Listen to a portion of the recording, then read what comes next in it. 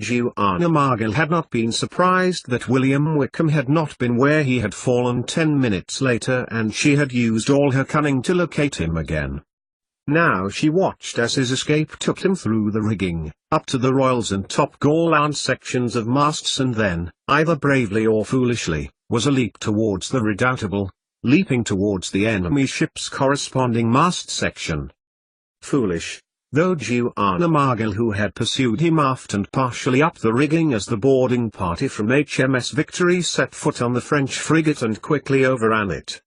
She had toyed with the idea of retreating back to the middeck where the rims of both vessels were touching so as to meet Wickham on the other side, but, after a swift speed time calculation, figured she would never make it in time. She had been right. One of the small boats of the Redoubtable was, even now, heading in the direction of Spain, and there was little Joanna could do to stop it. Even exposing her hand to the Victory's crew would not have enabled anyone to catch him. Goddamn the man. She had been so close too. Had it not been for Jean-Baptiste Lebec, she would have been behind Wickham herself, and she wouldn't have left him A-decks with only a nasty headache.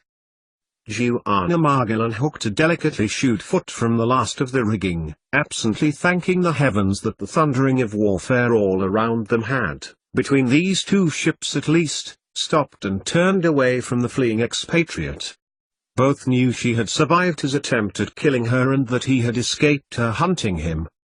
She wondered what the future would hold, and whether she would excel enough to catch him again and next time, complete the job.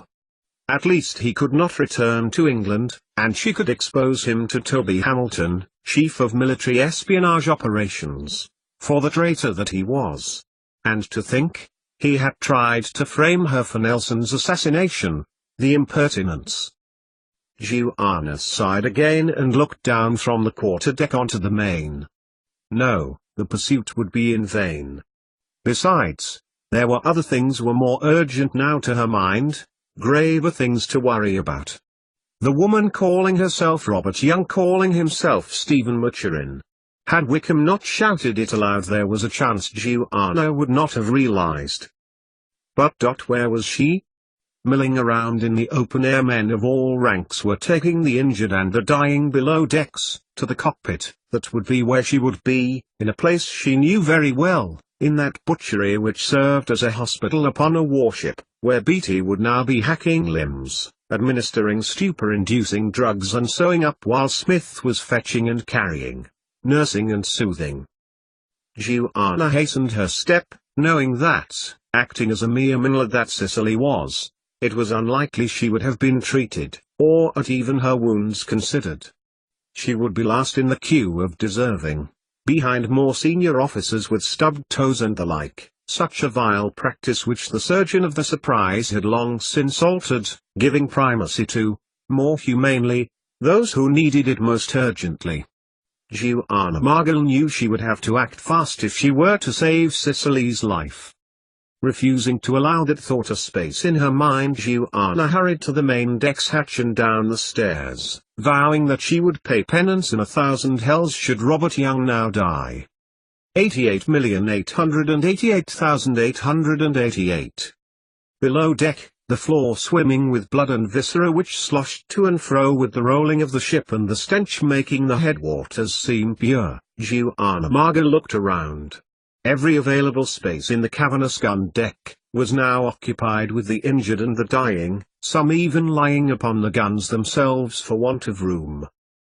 Abaft the gunroom was anything but an open expanse of human bodies, at least 3 dozen, crammed together and wanting a sense of organization and expediency. These men were dying, injured and in pain, and displayed the qualities thus. Those whose agonizing wounds were not being treated, broken limbs, impaled flesh and the like, expounded their suffering loudly. Others lay still, silently, in a state of unconsciousness or through bravery daring not to call out in their varying stages of decay. Many were being treated, cared for and pacified by other crew members, like for like, though little in the way of treatment had happened or was happening. Yes, their numbers were many, but that should have made Beatty more organized. Joanna wondered whether Thomas Hardy may have fared better. At the center of the cockpit William Beatty stood, assessing a midshipman's shoulder injury, staring at it intently as he decided what to do next. Surrounded by instruments which were to hand, hot water under his nose brought by Neil Smith. Striding past the surgeon and his assistant Joanna scanned the room, her eyes urgently seeking out Robert Young. Those she passed called out to her pitifully, begging for help, water, comfort, but Joanna walked by hastily. There seemed to be a group of bodies lying to one side, larboard, who seemed to be unperturbed and, to a fleeting glance, asleep. Joanna hurried over, turning the faces of those still, not yet corpses, looking at their features, some mangled, some unshaven, most elucent, healthy pallor ebbing, or ebbed. Then, to one side, by the paneling which separated the aft upper deck from the cockpit lay Robert Young. His eyes were closed, lids sunken, with blood to his face and neck, though not obviously his. Not wishing to move him far yet wishing to pull his body far from those other poor wretched souls with whom he lay, Joanna moved him to a clearer spot, feeling his arms, his abdomen, his legs. She touched where the red staining appeared to be, in his left hip, a large, 5-inch diameter stain, scarlet and damp, and, under her fingers Robert Young flinched a little. He was still alive. Cicely was still alive. Joanna felt again. A bullet had obviously penetrated her hip and, from an investigation to Young's opposing side, the back of his hip, ascertained there was no exit wound. The bullet was lodged inside him. She glanced at his leg, which had also a deep gouge, now clotted and dark. That needed treating too, otherwise infection would take hold. Senorita Margill stood swiftly and made her way back to the cockpit where Beatty and Smith were working, a little quicker this time, Joanna noticed. These men would be grateful for it. Intent in their work, neither the surgeon or his assistant noticed a tall woman, heavily made up and bejeweled, or she had been the previous night, in clothing that had never fitted her, appropriating Beatty's instruments and equipment. Further, Joanna lifted a brown-glassed bottle of laudanum and even the next bowl of steaming water and prepared bandages, sutures and thread that Smith had organized for Beatty's current patient's stitching of his arm.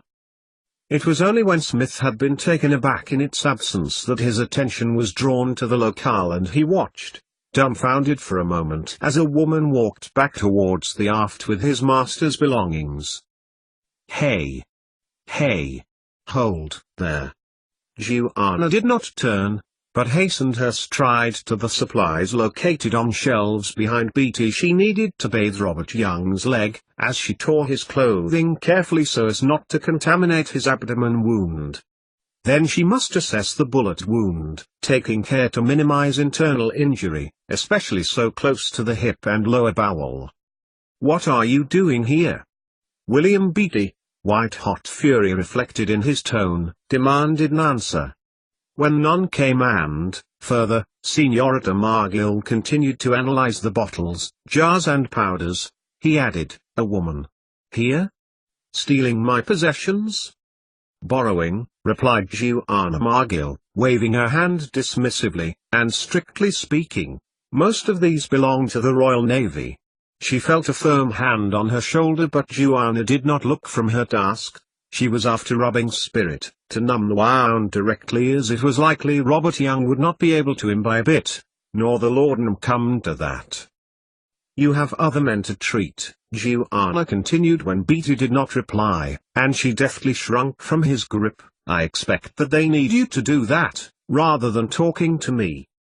"Why, you," Beatty made to look at her. But Joanna deftly moved to one side, stepping widely to the right.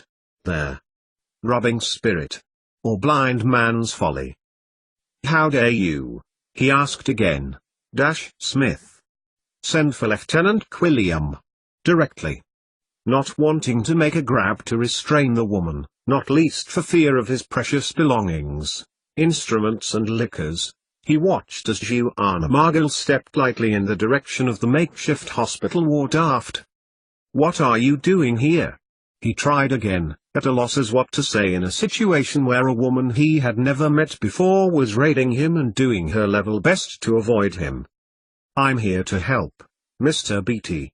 And I'm starting right here, with those in most need."